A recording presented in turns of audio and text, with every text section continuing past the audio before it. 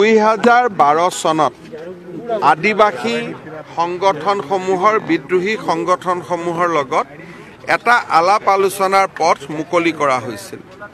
2016 চনত প্ৰধানমন্ত্ৰী নৰেন্দ্ৰ মোদী ডাঙৰীয়াই প্ৰধানমন্ত্ৰী দায়িত্ব লোৱাৰ পিছত প্ৰথমবাৰৰ বাবে তেওঁলোকৰ লগত সিজফায়াৰ এগ্ৰিমেণ্ট হৈছিল আৰু সেই সিজফায়াৰ এগ্ৰিমেণ্টকে আগবঢ়াই গৈ আজি আমি তেওঁলোকৰ লগত এখন চূড়ান্ত চুক্তি স্বাক্ষৰ কৰিলোঁ।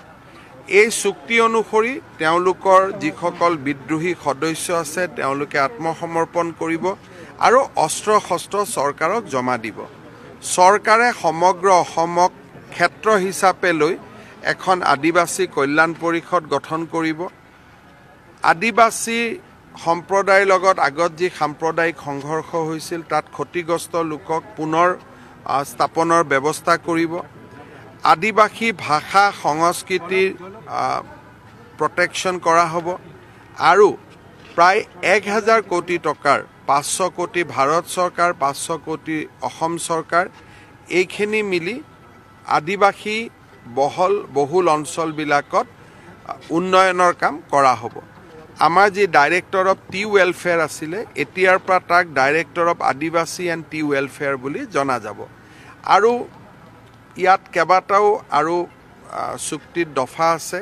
এই গোটেই দফাবোৰ ৰূপায়ণ হ'লে অসমত বাস কৰা আদিবাসী লোকৰ অৰ্থনৈতিক সামাজিক আৰু ৰাজনৈতিক যি সমান অধিকাৰ কওক বা বিকাশ কওক সেই বিকাশ সম্ভৱ হ'ব।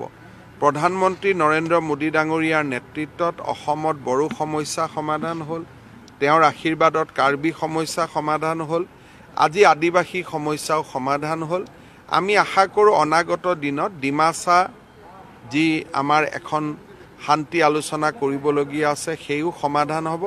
গৃহমন্ত্ৰী অমিত শ্বাহ ডাঙৰীয়াৰ মাৰ্গদৰ্শনত এই গোটেই কামবিলাক আমি সম্পন্ন কৰিব পাৰিছোঁ। ডিমাচা চুক্তি হৈ যোৱাৰ পিছত যদি হৈ যায় তেতিয়াহ'লে অসমত আলফা সমস্যাক বাদ দি আৰু একো সমস্যা নাথাকিব। ভাৰত চৰকাৰে NACNৰ লগতো বিভিন্ন পৰ্যায়ত আলাপ আলোচনা চলাই আছে আৰু মই ভাবোঁ যে সকলোবোৰ সমস্যাই সমাধান হ'ব, কাৰণ নৰ্থ ইষ্টৰ সমস্যা সমাধান কৰা কেন্দ্ৰীয় চৰকাৰৰ এটা প্ৰায়ৰিটি।